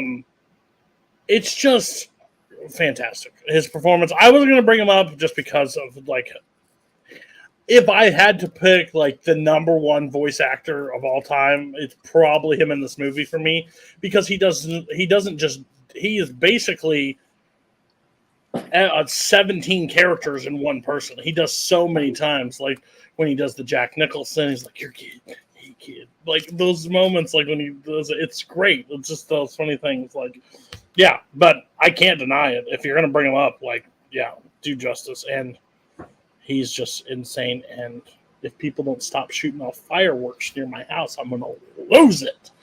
Sorry, Midwest sucks. To go off on kind of a tangent here, the crazy thing too about this movie is you take Robin Williams out of it, and it's still a great fucking movie. Like, arguably the most iconic scene in this movie, A Whole New World, and he's nowhere to be found. But the music, like Friend Like Me, is an awesome song and so much fun. But my favorite song is before that, is the I can't even think of what it's called now because I'm like tipsy. Prince but, Ali? One Jump Ahead. One Jump, thank you. Like one jump ahead of the front. One ahead of the front. Like there's one step ahead. What's that? Isn't it one step ahead? One step, jump. yeah, maybe. I don't know. But I think my it's point One is- Jump Ahead. It's one jump. one jump. It's definitely One Jump Ahead. There are so many moments. He's obviously, I think, are like for sure the best part of the movie.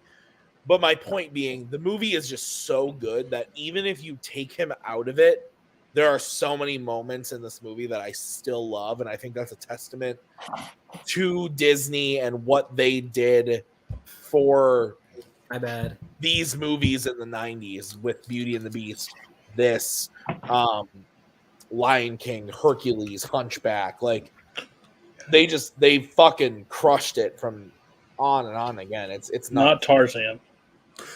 No, there will be no Tarzan blemish here. No Tarzan tarnish. Brooklyn, I got you. I like Tarzan. Okay. Me too. Okay. So that was Brooklyn. That was you? Boatman. No, that was Boatman. That was Boatman. Sorry. Okay. Let's go to Joseph. All right, this one's going to be my unconventional pick. I've been watching a lot of, well, I had been watching a lot of films from different directors last year that I wanted to go over their entire filmographies. One of them was Wes Anderson. And for me, I know Cody, I recognize that he's not for everyone, but for me, I think he nails stop motion. For me personally, those are my favorite stop motion films, Fantastic Mr. Fox and I Love Dogs. For me, the one actor that I always think of when I think of those movies is Bryan Cranston as Chief in Isle of Dogs, for the deadpan tone that Wes Anderson does in the stop motion films. I think I really love Bryan Cranston's deliveries for whenever he says, "I bite," but also when he talks about his story about the best thing, his favorite food, and how you can tell that he has some issues with him. I love his delivery. I think that it's something that maybe if the movie wasn't so divisive among Wes Anderson fans, it might be more noticed. But that's a role that I really, really love and watched relatively recently. Saw it for the first time last year, and yeah, that's one of my favorite aspects about this movie. Is this movie divisive among Wes Anderson fans? Technically, yes, because more people love Fantastic Mr. Fox, which deservedly so. Yeah. And there's more like criticisms about how this movie deals with cultural norms and themes. I've only seen this movie once. I saw it in the theater with the Macaw. And I loved it. I thought it was great. It's not my favorite Wes Anderson by a mile. I love so many more of his movies, more than this, but I don't think it's a bad movie at all. I think Bryan Cranston is one of the most memorable. Honestly, granted, I've had a couple vodkas this evening, but I don't know who else is on the cast list of this movie. I can name you a couple. There's straight up before you say any, Bryan Cranston is the one that I always remember from this movie. Like Chief, like I know you got your mainstays, like your Owen Wilson. Like I know he's in this, and like I don't remember him being in this movie actually. maybe But Bill so. Murray Fuck is. me. So there you go. So like seriously, like I have no idea, but he's the one that does stand out always as Bryan Cranston. So I think this is a fantastic pick. I'm a Wes Anderson fan, so I know Cody is over there not so pleased. We'll save him for last. Brooklyn, this seems like something you would have seen. Yeah, I've started this movie and then I fell asleep. But you were talking about Wes Anderson stop motion, and I thought you were going to go Fantastic Mr. Fox, and then I was going to bring up this fun trivia fact, is that in that movie, Mario Batali voices the rabbit, and if you don't know who Mario Batali is, the greatest thing to ever come out of America is a show called Iron Chef America, and Mario Batali is the chef that represents Italy and Italian cooking. So it's crazy that he is basically like a Food Network star chef, and then you got to voice a rabbit in a Wes Anderson movie.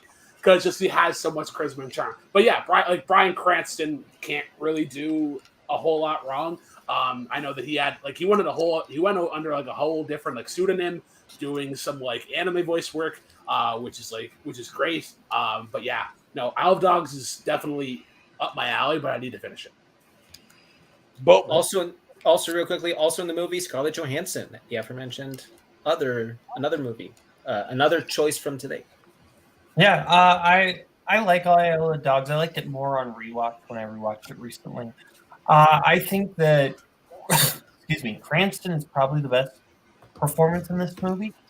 Voice-wise, I think he does get a lot. I don't know if he would necessarily make my pick, but I get it. It is a good performance. all right, Cody. Cranston's really good in Breaking Bad, especially when he says the "Say my name." I don't know who you are, Heisenberg. You're goddamn right. That's great.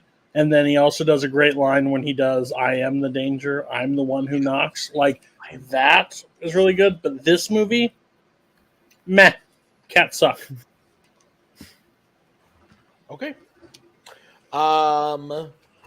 Cody, you get to go next. I'm going to go really unconventional here. Please do. I don't think anybody sees this one coming. It's from a very popular movie, but I think the person that I'm going to pick is going to be the surprise. I'm going to pick. Let me guess. Okay. You're going to go Kaleb Koho in the Multiplex Awards voiceover from 2021. No, absolutely not. Sorry. I'm going to pick. No, I'm going to pick Estelle Harris, Mrs. Potato Head from. Look at this. She just passed away, which also was the reason why I bring it up. I love her in Seinfeld more than anything, but she also has some of my favorite moments, like in the Toy Story franchise. Like, don't talk to any toys you don't know. Unpack your hangry eyes just in case. Like, she has just really funny moments. I think her and Don Rickles play each other really well, but I think she's absolutely fantastic throughout. I think she has that perfect like mom voice. Like when when the aliens save at the end, and she's like, "Let's adopt them." It's a great motherly role. I think she's a fantastic. I wish they gave her more to do throughout, but like when I laughed the hardest when I was younger, it was from Mrs. Potato Head. Especially when Mr. Potato finds out that he's gonna get a Mrs. Potato Head, he's like, "Oh, I better shave." Like, it's great. So yeah, Estelle Harris. There are better ones, I understand that, but this is the one that she just passed away. So I wanted to give You just said Bucky when I tried to stop you. How dare you? The macaw is trying to go to sleep, and I'm trying to stop her. Brooklyn, why don't you talk about this so I can say goodnight? Yeah, this is a fucking. I love this. I love this choice. Estelle Harris is like one of those great like character voice actors, and she also did some live action. I loved her in The Sweet Life of Zach and Cody as the maid. Just didn't give two flying fucks, and like she was the reason that adults watch that movie, because she just basically gave off that feeling. But yeah, I'm not surprised that you picked this, because you are Don Rickles. Like when I see Don Rickles, I'm like, oh, that's Cody when he's gonna get older. That is the best compliment you've ever told me in my entire life. Thank you so much. Gone far too soon. I was trying to think of like other voiceover performances that she had. She's in Dave the Barbarian. That was a fun show on the Family Channel, which was like Disney Channel but for Canada. She is great. I'm just if you haven't seen Seinfeld as George's mom, she's absolutely fantastic. Yeah. No, great choice. Yeah, like I love her in Toy Story franchise, but I don't think there is a better line delivery in a sitcom than treating your body like an amusement park. Like, come on. Estelle Harris, I think she's had great. She was also great as Muriel in The Sweet Life of Zack and Cody. If you remember that, she was Muriel the maid, and she was great. That's what I think Brooklyn. I just talked about. Oh, that. sorry, I didn't. I heard him say Dave the Barbarian. Yeah, this is a great pick. This is when Cody said that, and your angry eyes, just in case. It's so good. The blooper reel on. So I put Toy Story 2 on the official list because that's her first performance. But the blooper reel in Toy Story 2 with the monkey chow, like all that shit is and some Play-Doh and some cheese puffs. And it's like, it's so fucking good. Toy Story 2 is god tier movie, not just Pixar or animated. It's just movie, just god tier, and she's so good. I would not have even come close to guessing this. So thank you, Cody, because this is great. Don Rickles makes it's not him obviously, but him as Don Rickles is in The Irishman. So we brought up Don Rickles. Don Rickles as a person is in The Irishman. We must love and acknowledge that as a community. Okay, I forgot about that. All right, that's true. Everybody's talked about Toy Story. Yes, Joseph, did you? Technically not, but I don't know if I can add much to what everybody else says. Fair enough. Okay. So I will give my final pick. I'm going to go for the other obvious one. I thought Boatman might have done it, but he didn't. So I'm wondering if everybody knows what I'm going to do. Boatman? No? This. Yeah, it's Billy Crystal and Monsters Inc. So you got it. Yeah, so I've talked about this movie ad nauseum. It's my favorite movie of all time. And every time I say to myself, you know what? Maybe I'm old enough. Maybe it's time. Maybe I like The Departed, or maybe I like Lord of the Rings more than Monsters Inc. I watch Monsters Inc. and realize that it's just so special. And Billy Crystal's a huge part of that. Weirdly enough, Sully is my favorite character, but I think Billy Crystal gives the best performance. I think he has the best jokes, the best one-liners, just the best moments overall in the movie. I love Sully and the Boo relationship way more. But at the end of the day, I think Billy Crystal is by far the best performance in the movie.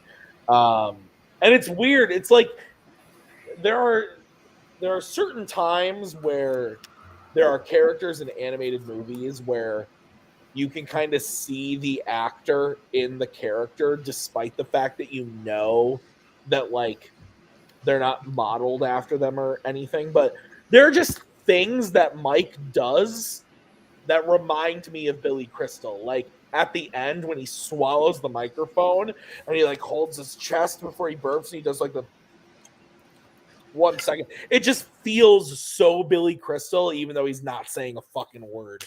And that's a testament to the animators and the director and everything. But there's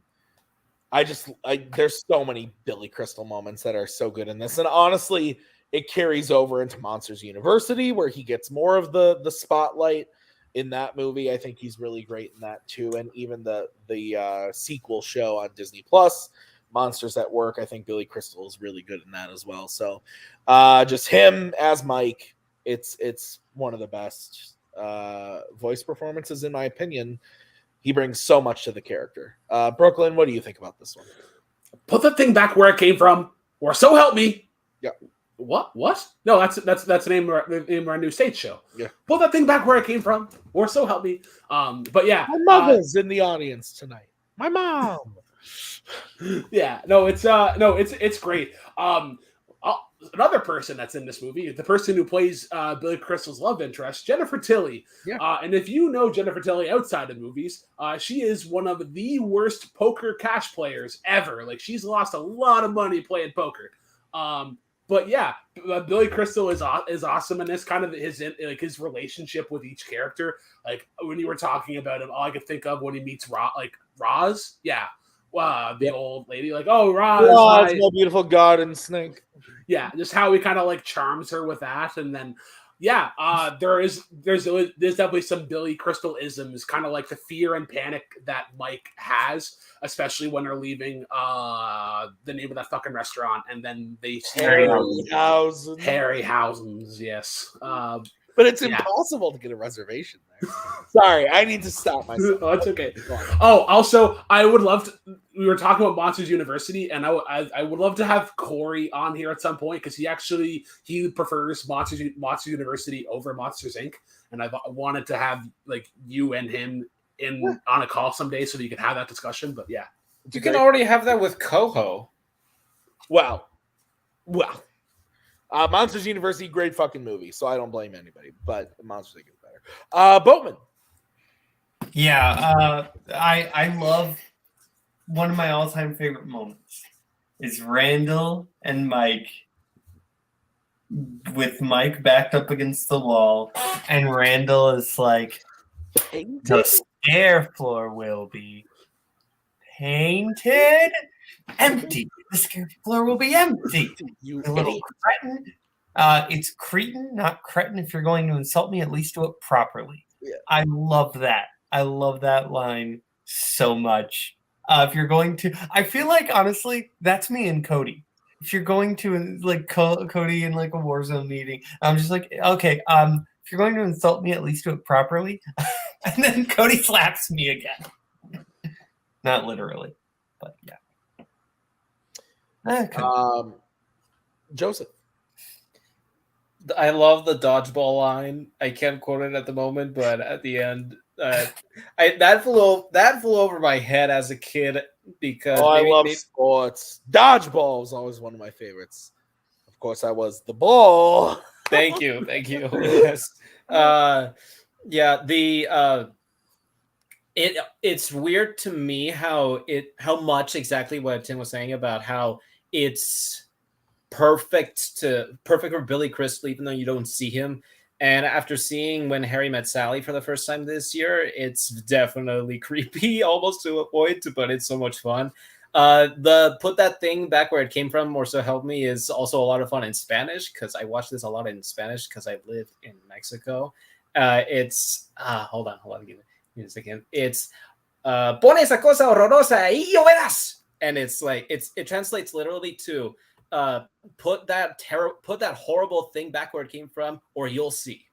But the delivery is exactly the type of delivery that you would hope for when comparing yourself to Billy Crystal. So at least definitely props for the Mexican marketing and voice actors for being able to live up to that as well, I think. So I do need to stop a moment. You live in Mexico? I used to. Oh, I did not know that at all. Cody. I just want to give it up to the panelists. We're talking about like voice performances, and we're all like attempting to quote back and forth. So it's like a bold strand. Like, good job. You guys are doing great, but overall, like, but I'm really surprised by this pick. Yeah, I thought you picked some other people from this movie. I don't know. I think he's like third, fourth on the list. No, I'm just kidding. Shit. Okay. The child that played Boo. He's the correct choice. I love Billy Crystal. I think Billy Crystal's comedy really works for me as well, so that's why I like it. And I think just how he's like his relationship with Sully just is magic. It's big brute versus like the smart guy, and he's like, what the hell? Basically, he's more fit to do the job than Sully, but he doesn't have the ability, so he has to do everything else. But yeah. great choice. I wouldn't expect anything less. So you lived up to expectations. You did Middle Earth and Monsters Inc., and I'm proud of you. So I went with both of my generic picks, but okay, so that's our list. Head over to the Letterboxd. There's the link right there to check out the list, as well as every movie that we talked about tonight. We have put on the list or on the Letterboxd, so you can see every single movie we talked about this evening. Guys, it's time to get into the movie of the month. Brooklyn, did you have a chance to watch it? No, I've been a bad panelist, to quote Kirk. It's been a bad week to catch a movie. It's Canada Day weekend, and then I moved into a new apartment, and there was no internet. So, yeah, I haven't. I know Cody watched this recently, so he might be able to talk about it. But Joseph, did you get a chance to watch it? I did. Well, not this past weekend. But I did watch it a few months ago when I was prepping for a certain match that with a certain team that picks Scorsese for one of their strengths. Yeah, I know that works. So, all right. So then we're going to talk about it. After Hours. It's Martin Scorsese's 1985 film. So this is the new movie of the month for July.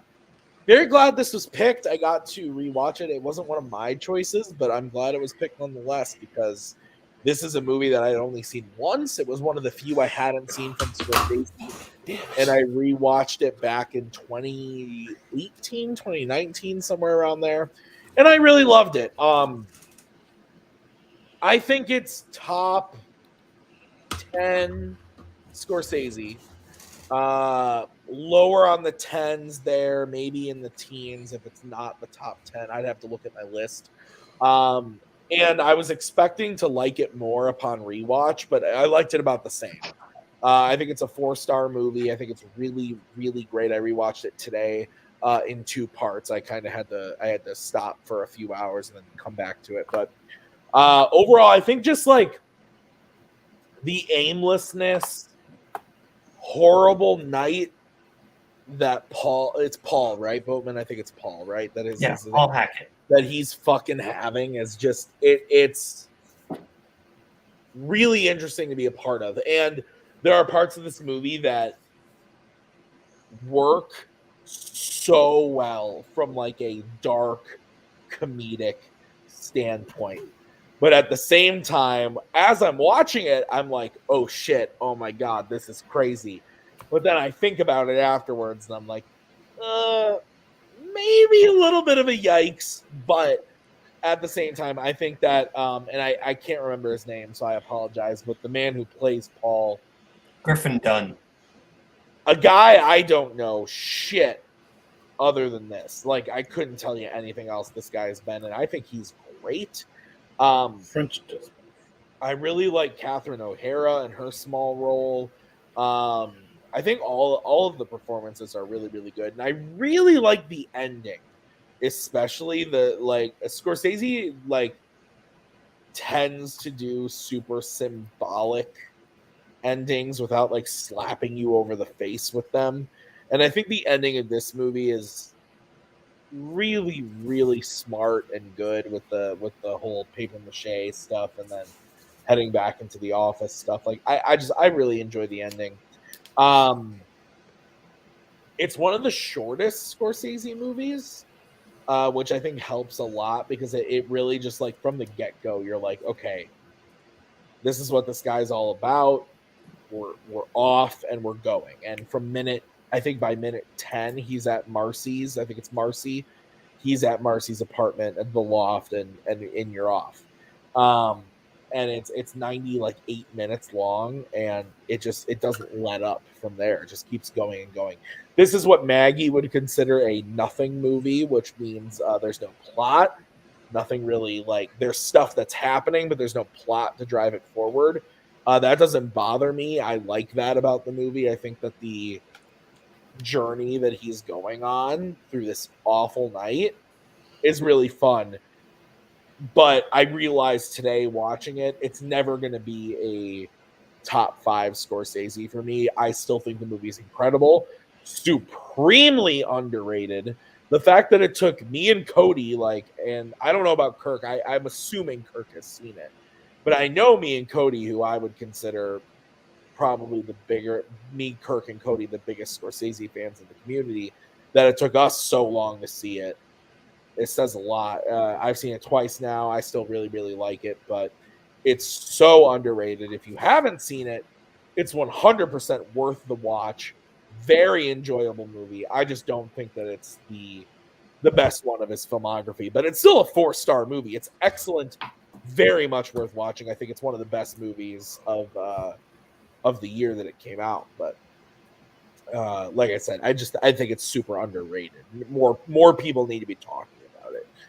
So Brooklyn, you didn't get to watch it, but Boatman, I know you rewatched it for this. So go ahead. This is on my top 100. This was on the top 100 on first watch, but it's still there. I love this one. There's kind of a genre that I've coined the term anxiety comedy.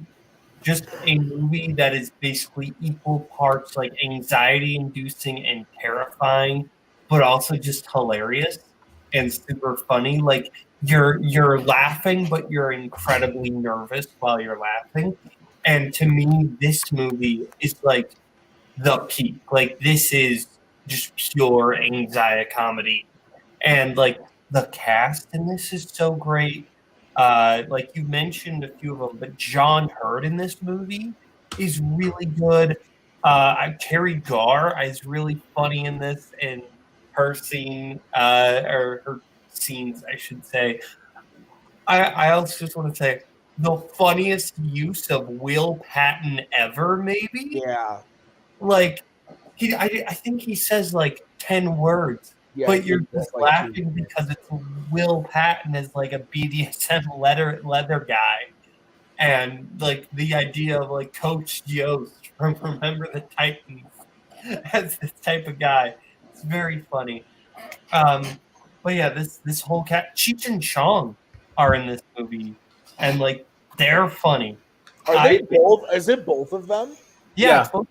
I knew Tommy Chong. I didn't realize it was Cheech as well. Yeah, both of them are in this. Yeah, I think everyone in this cast is phenomenal. I also there's a great shot in this movie I really love early on when Linda Fiorentino's character throws down the keys to Paul, and just the keys coming down and Paul doesn't catch them. That's just a tiny thing. But the way that shot is done, it feels unnecessarily big, and that's because it's kind of this signifier that things are about to be terrible. And I love that. I love like the ticking clock in the background of the score, and just the way everything gets so terrible, and the ways just little things that Paul does. That he's not a terrible person. But he does little things that are just not nice things. And the way those things come back tenfold on him are so funny. This is just like this such an epic comedy, like in the grand of scale. I love this film. Joseph. Had I not been told that this was a Scorsese film, I don't think I would have realized that it's a Scorsese movie, if that makes sense. Not that that's a bad thing, but like I'm still surprised that this is a movie that Scorsese made in the 80s. And I've seen Hugo. I thought that was the most anti-Scorsese movie out there. So I don't know. This was definitely not what I was expecting when I watched it. For me, I think it's a good movie. I did not quite love it as much as some other people, but I do think it's a good movie. It's a well-made movie. I do like how things slowly spiral out of control for Paul. The first half to me felt a little slow at times, but I realized that after seeing the whole picture that it's like a slow burn, but also kind of like a atmosphere vibes sort of thing that Scorsese builds for the movie. And then later on, when after the Terry Gar stuff in her apartment, then I see things slowly go out of control, and I'm like, oh, yikes! I would hate to be in Paul's shoes right now, and that's where it got a little bit better for me. But it's still a good movie. I did not know this movie was this stacked either. So many people that I did not know were in this movie as they were popping up, and that was pretty cool. But it's still a good movie. I enjoyed it. Not quite my favorite Scorsese movie, but that's still okay. It's still a good movie. Cody, you just watched this pretty recently. Yeah, I haven't seen like I'd say 4 of his movies. Like that. I just haven't since getting Letterboxd, I would say. This movie's like a perfect storm for me. If you add 15 minutes to this thing, I think overall you may lose me a little bit. It definitely does not feel like Scorsese. Like there are moments that definitely have Scorsese vibes to it, but I'm the same way. Like I like a plot. I like his character development a little bit. Like I like what he does with stories. This is like frantic one night, get to the characters, get out, which is nice and it's enjoyable. But I think he knew what he had and he kept it very limited. What he did, because if he could have inflated this and we would have been in trouble for my liking. It's outside the top 10 for me, but I mean it could change on rewatch, but it could also hurt it on rewatch. I just feel like it's very different than most Scorsese films, which is not a bad thing. It's just I like Scorsese a certain way, So, but overall, I'm glad I finally got to watch it. I'm glad when he plays outside his sandbox too. So you get to see, but there are sometimes he plays out of sandbox that doesn't hit for me, like Age of Innocence. I'm not a big fan of that one, but this one, same, this one I love what he had to do. He has interesting the way he shoots it, the way he frames it, everything. I just don't fall in love with the characters as much as I wanted to. But that end sequence is pretty interesting overall. Like I think that's one of a shocking end sequence overall. So, yeah. I am going to say one thing. I've been on this show 3 times, and a couple minutes ago, you might have seen me mouth, God fucking damn it. I've been on the show 3 times, and every movie of the month has not been available to stream anywhere in Canada. So at this point, I'm going to need to hack into somebody's voodoo. So, Cody, what's your favorite donut again? I need the answers to your security question so I can get into your voodoo. Go to Tim's better than mine. Tim has got way more movies. Caleb, what would you give this out of 5? 5 out of 5. Joseph. For right now, for me, Hugo was a little bit lower than I rewatched it, and then it went up. So it might just be the case for me here with this movie. But for now, it's at a 3. It's at a solid 3.5 out of 5. Okay, and Cody.